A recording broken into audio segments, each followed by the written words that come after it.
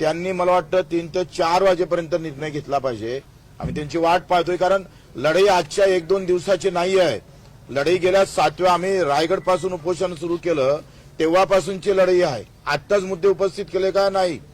आम्ही 7 तारखेला मीटिंग झाली। 7 तारखेच्या मीटिंग मध्ये ज्या ज्या मुद्द्यावर त्यांनी 7 दिवसात निर्णय घ्या असं म्हटलं होतं ते अजूनही 4 महिने झाले कुठलाही निर्णय घेतलेला नाही।